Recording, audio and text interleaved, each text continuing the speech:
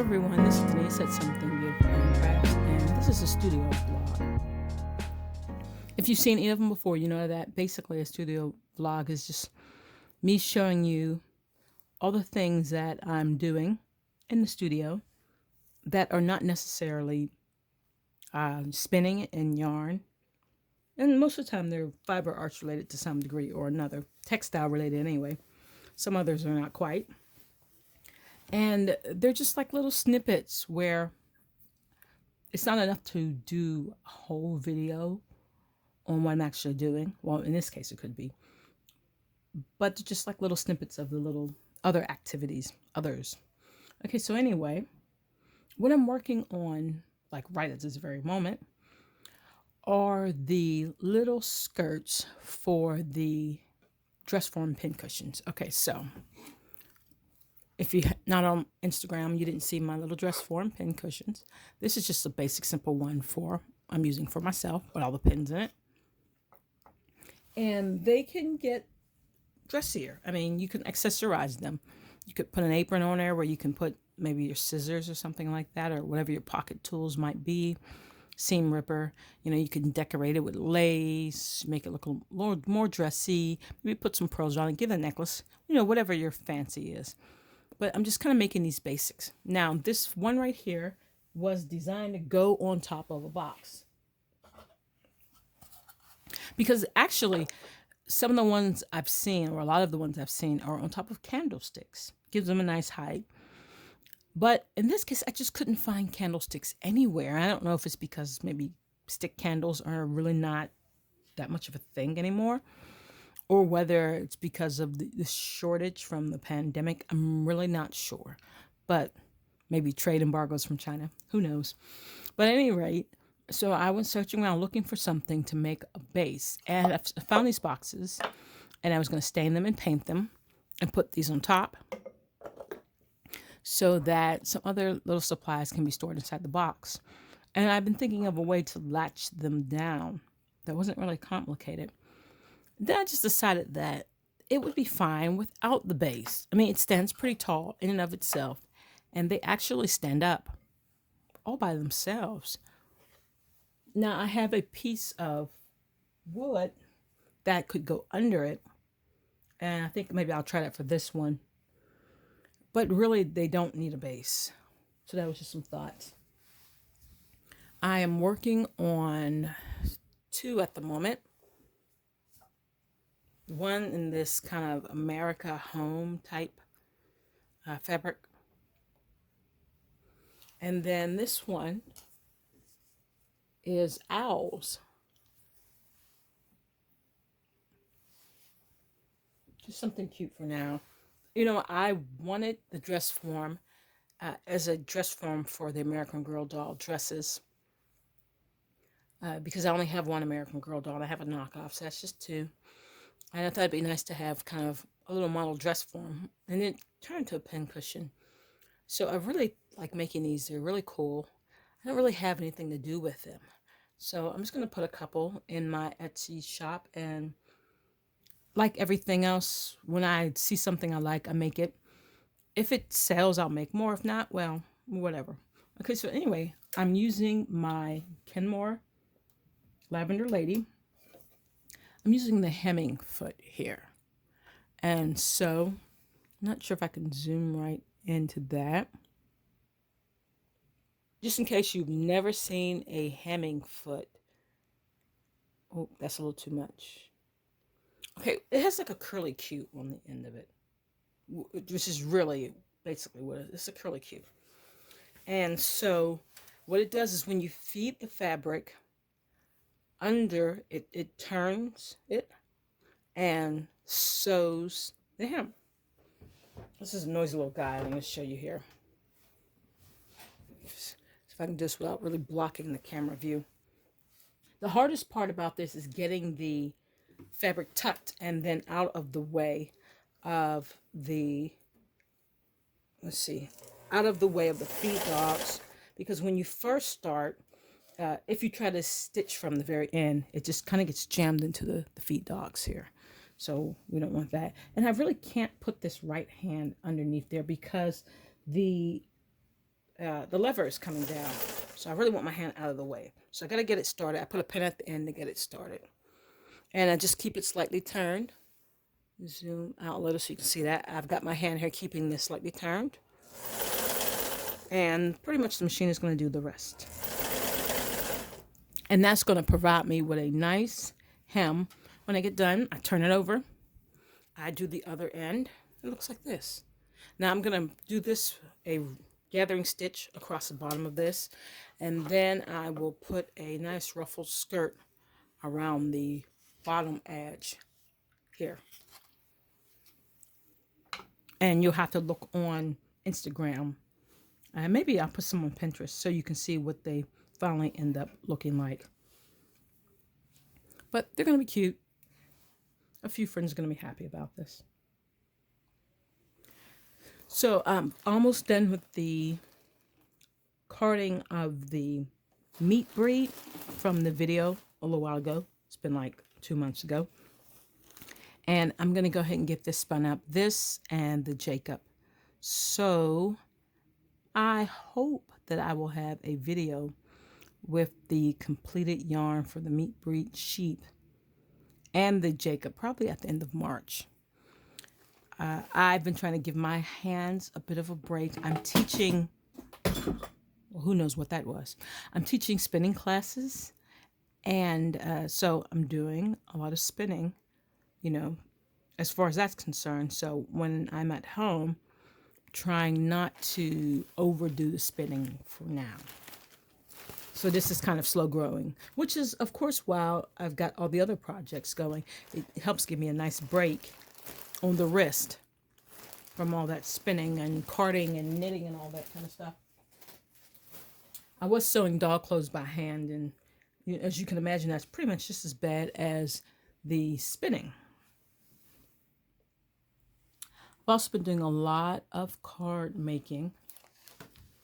And with Mother's and Father's Day coming up, I have cards for the mothers and fathers. And you know what? This is Stampin' Up, Simply Suited, Well Suited, I think. I can't remember. But it's Stampin' Up, and it has something to do with a suit.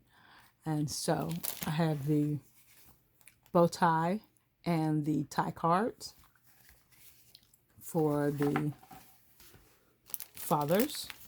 And for the mothers, I have these like suit cards with a little pearl.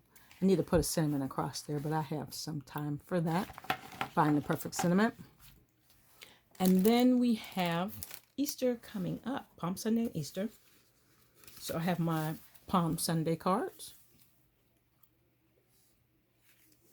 And for the Easter cards, let me show you those. Let's see if I have the model card here. Okay, so this is the model card. And I am in the middle of making the top for that card. And then the base. So it'll look like this. Okay, now this particular die is Simon Says, I think. Okay, so I want to say it's Simon Says die. And those cards right there, we do a neighborhood pass out. We're passing out Easter baskets and cards. So I die cut 112 of these guys. I think next year I might try actually using the Cricut to do them. That was a lot, you know, because you die cut and then you punch out all of the little, you know, papers. You got to separate all those in a little cross. And then I'm going to glue down 100 of them. That's going to be some work, but hey, it's worth it to pass out a handmade card. Now, if you're curious how I'm going to put this together, when I'm putting in that basket, you can go over to my Christian Paper Crafts channel, which is Live the Life, or is it Keeping the Faith? And I'm going to have a video there on how I'm putting together these cards and the Easter baskets for the neighborhood.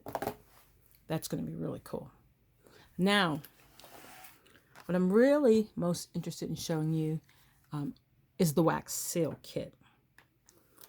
Of course, I've always loved wax seals. You know, I love anything that's kind of vintagey, antique-y, kind of historic looking thing.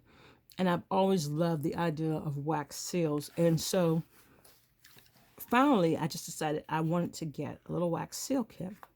It always seemed like something that was like super hard, but it really is not. And so I'm really glad that I got this kit. Now, there's a couple places you can get them, Amazon, eBay, but there's a particular place, it's called Nostalgic, something like that. And they specialize in these wax kits. It's Nostalgic Impressions, that's what it is. They specialize in these wax kits.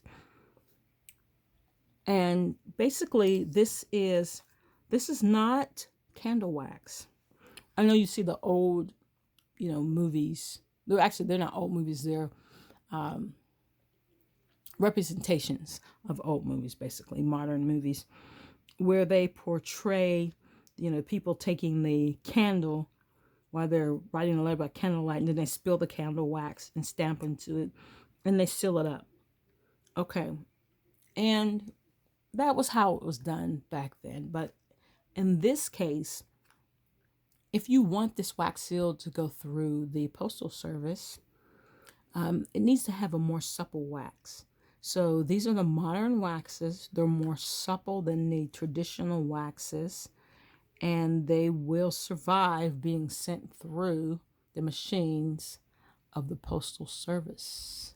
Of course, for the most part, if I'm generally sending something where I'm applying a wax seal, I've hand canceled it, or it's a parcel, so it's not such a big deal. But at any rate, now you get these little beads, or you can get sticks. You can get sticks with the wicks on them. I really didn't want like an open flame hanging around in a room full of fiber. So it seemed to me that melting these with the melting spoon was probably my best option. So I hold the melting spoon over a jar with a candle in it, because I think for me that kind of reduces my concern about serious open flames. They sent this little teeny candle, but because it's kind of small and the wick protrudes out, to me that's still too much of an open flame. At least with that glass, I'm protected. I also tried the heat gun, which actually melts faster, but then I'm kind of holding the heat gun, and I just wasn't really comfortable with that.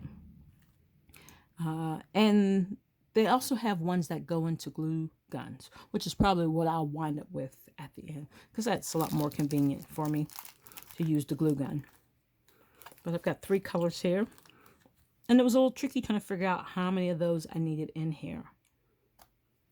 And also, too, for me, wiping out the spoon each time, I'd rather not. I think, well, this one swirled. So the red and the pink were not terrible. I poured a pink one, then I poured, I poured a red one. Then I did the swirl with the pink one. Then I wiped out and did a clean pink one.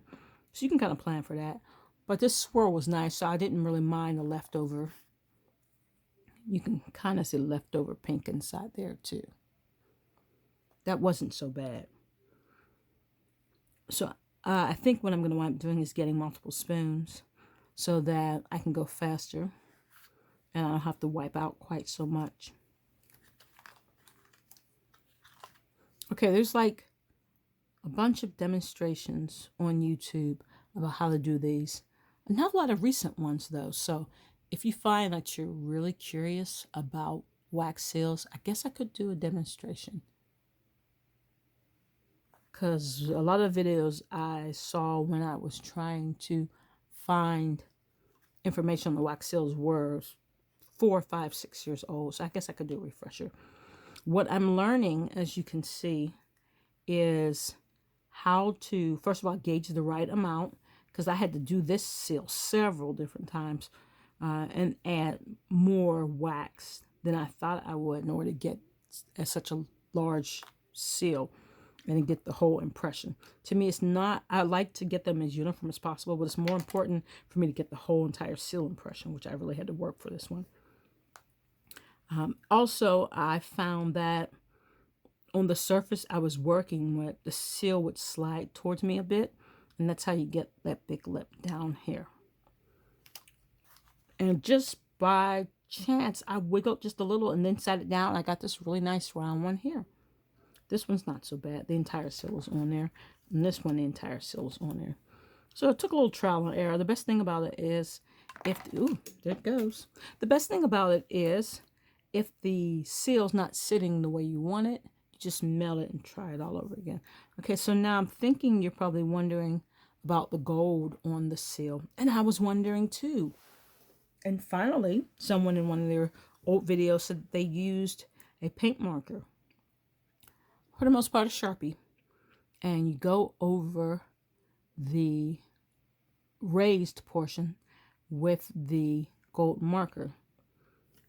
It takes a bit for it to kind of dry on there and it won't come off. But I like that. So a paint marker will do the job, or a Sharpie. Okay, that's it for the wax seals. Like I said, if you find that you're interested in the wax seals, I could actually just do a whole separate video on them, and you can kind of see them in motion, you know, pouring them, and watch me make silly mistakes with the wax seals. Hey, why not? So I'm not going to drive you crazy about the doll clothes, because the doll clothes, they get their own video, pretty much. But I am going to drive you crazy about the Merino, because I have 45 pounds of it and it needs to go somewhere, just not where it currently is. I'm trying my hardest to decide what it is I want to blend this with. I mean, it's bright colors. Not really my thing as far as bright colors are concerned, but it's bright colors. They are beautiful.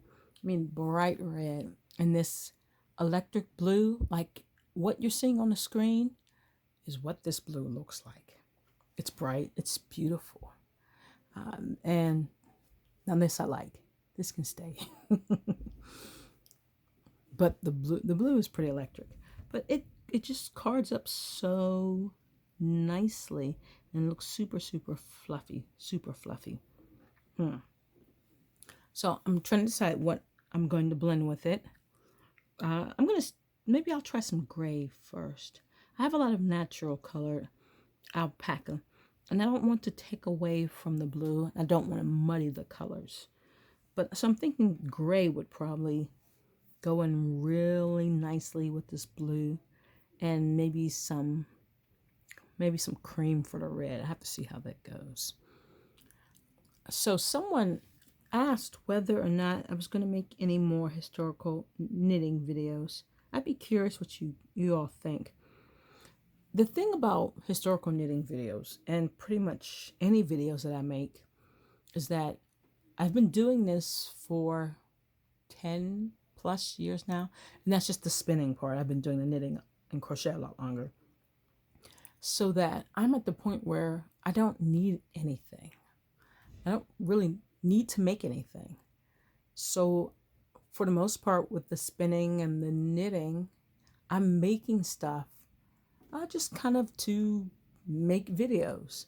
I make things when people have questions, and it's easiest to answer a question by making a video. I make things occasionally when people ask for them. So a lot of the videos I make, you'll find, are commissioned work that I'm actually sending to someone, and I'm showing you the process videos. I try to make videos to grow the channel, because I am very interested in growing the channel and building a community and talking with people, especially people who are new or looking for information. And at the same token, I don't make videos for the sake of making videos, because I no longer make items for the sake of making items, because I just have lots and lots of stuff I've already made over the years. Lots of stuff I'm not even using. I see it and I make it, and then afterwards I don't always need it. And so I've just got a collection of stuff that needs to find homes. So I've really slowed down on my making stuff. At this point, I'm spinning because actually, I'm not even sure. I want to say I'm spinning because it's easier to rehome yarn than it is fiber, but not necessarily. So when it comes to historical stuff, a lot of it's not practical everyday stuff that I can practically wear or practically use. And especially working from home and put the pandemic on top of that, I'm not really going anywhere. So I'm not really using this stuff. So I don't make as much historical stuff because I don't really have anything to do with it. But if there is a vested interest in more historical knitting, I will find something to make. And what I'm think about doing is after I've made some things, maybe I don't even know how that works. Like having a giveaway, which is kind of hard to do. I'm not really sure how that works on the internet, but there are other YouTubers who do it. Having some type of giveaway and just sending the stuff to a viewer. That way, I'm not stockpiling it in my closet and it can be used. And I know I am more motivated to make things when I know it's something that's going to be used. So that would benefit me to have something to do with the things I'm making. It would benefit the viewers to have something, and it would benefit the channel for me to be able to show people how to make something they might be interested in. I don't know, give me your thoughts on that. Okay, everybody, have a great day.